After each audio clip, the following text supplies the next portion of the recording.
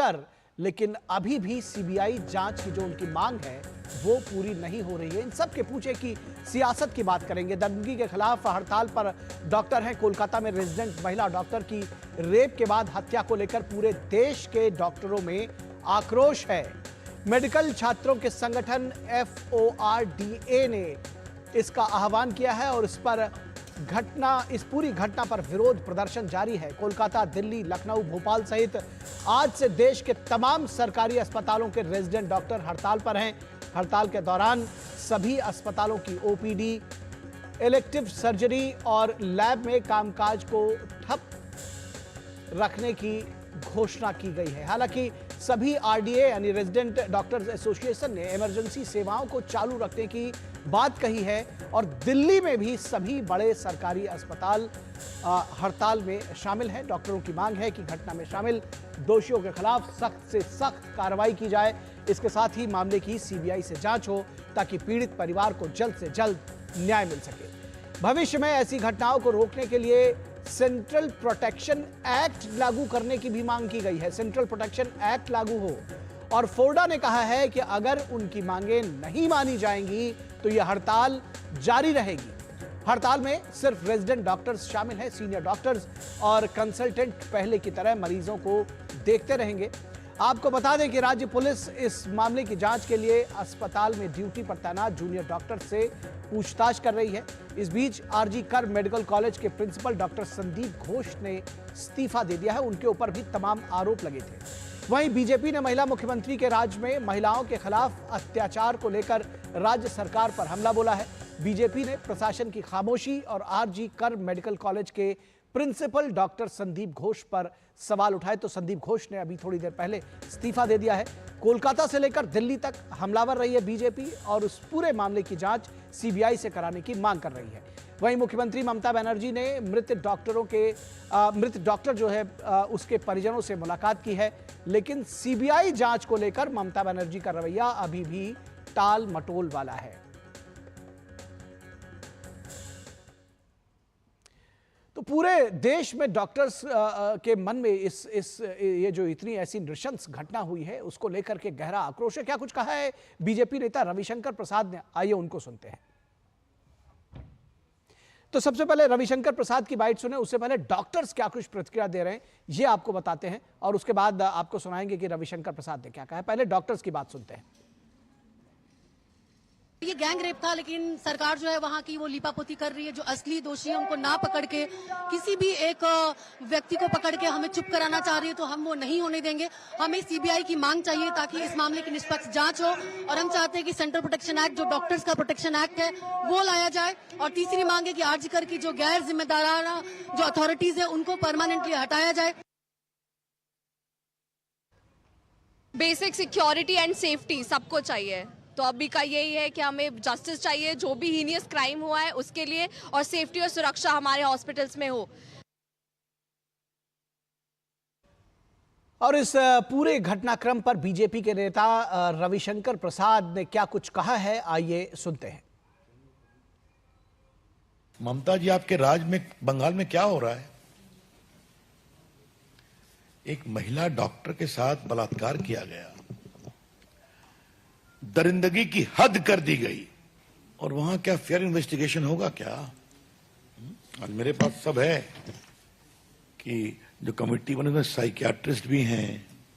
हमारा आरोप है कि कुछ TMC के समर्थकों को भी डाल दिया गया है उस कमेटी में और किसी को पकड़ करके खड़ा किया गया है, वो NGO एक्टिविस्ट है। और एक खबर भी चलाई जा रही है, मैंने पढ़ा अखबार में कि उसने 4 शादियां की, 3 डाइवोर्स हो गया, एक। क्या मतलब है? इतने गंभीर, आज देश भर के डॉक्टर आज धरने पर हैं। ममता जी, आपकी सरकार में तो विपक्ष को जो होता है हम जानते ही हैं, चुनाव में तो होता है जानते ही हैं। मैं कई बार आपसे बात कर चुका हूं। क्या वहां की डॉक्टर बेटियों के साथ बदसलूकी पर भी ये कहा जाएगा? जो बंगाल में हो रहा है वो सरकारी आतंक का खौफनाक सच है।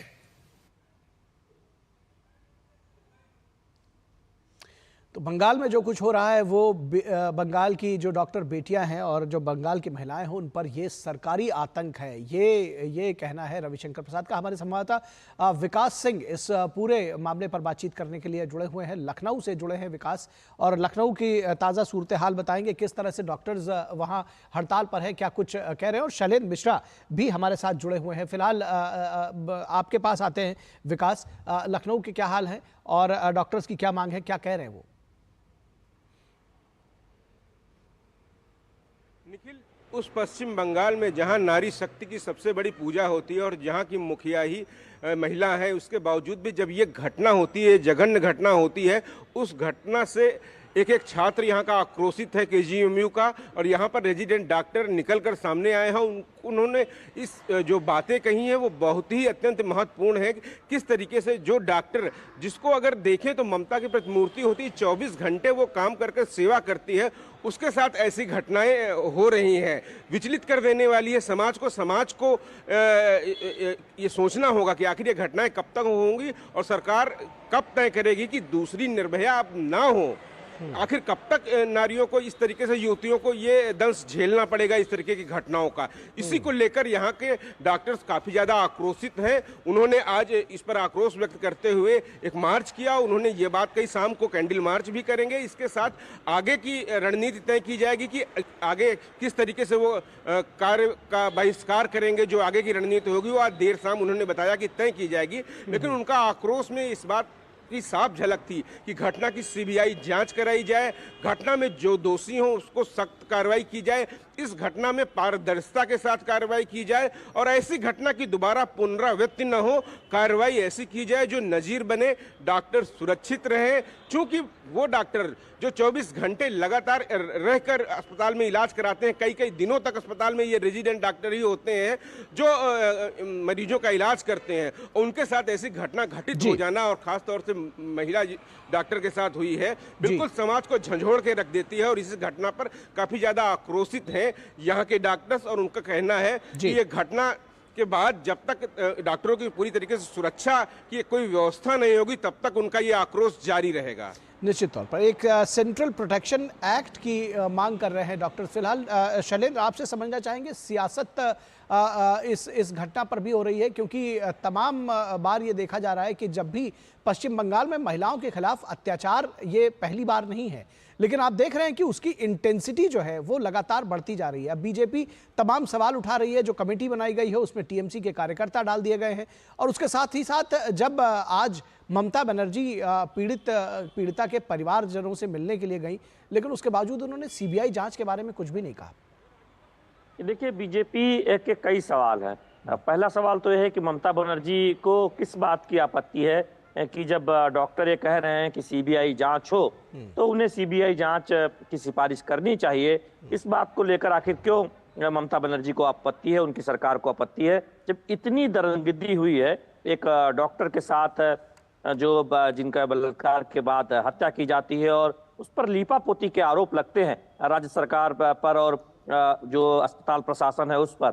और बीजेपी यही कह रही है कि देखिए, पहले भी जो घटनाएं हुई उस पर भी ममता सरकार गंभीर नहीं रहती थी। जो महिलाओं के खिलाफ, अत्याचार के खिलाफ तमाम मामले सामने आए, संदेश खाली में शेख शाहजहां को बचाने का प्रयास हुआ, लीपापोती की कोशिश की गई, जब मामला बहुत राष्ट्रीय स्तर पर उछला तब थोड़ी बहुत कार्रवाई राज्य सरकार की तरफ से की गई। और अब इस तरह से जो कई मामले आते रहे, लेकिन अब तो ये एक डॉक्टर के खिलाफ दरिंदगी का मामला है और उस पर भी इस तरह से एक कमेटी बनाई जाती है जिसमें ये संदेह है कि टीएमसी के कार्यकर्ता उस कमेटी में रखे गए हैं। तो सीबीआई की जांच की सिफारिश आखिर ममता बनर्जी क्यों नहीं कर रही है? आगे की क्या रणनीति है? बीजेपी क्यों नहीं कर रही है? और खासकर महिलाओं को, डॉक्टरों को क्यों सुरक्षा नहीं मिल रही है कोलकाता या पश्चिम बंगाल में? ठीक है शैलेंद्र, बीजेपी के आगे की रणनीति संक्षेप में बताइएगा। हमने देखा कि देश भर में रेजिडेंट डॉक्टर वो प्रदर्शन कर रहे हैं, उनका समर्थन बीजेपी कर रही है और ममता बनर्जी की सरकार में जो कानून व्यवस्था फेल है उसको लेकर वो उन पर निशाना साध रही है। और पश्चिम बंगाल की जो यूनिट है वो लगातार प्रदर्शन कर रही है, सीबीआई जांच की मांग इस मामले को लेकर पहले ही कर रही है। ठीक है, बहुत शुक्रिया शैलेंद्र और विकास हमारे साथ जुड़ने के लिए, इस पूरे घटनाक्रम पर अपडेट देने के लिए बहुत शुक्रिया।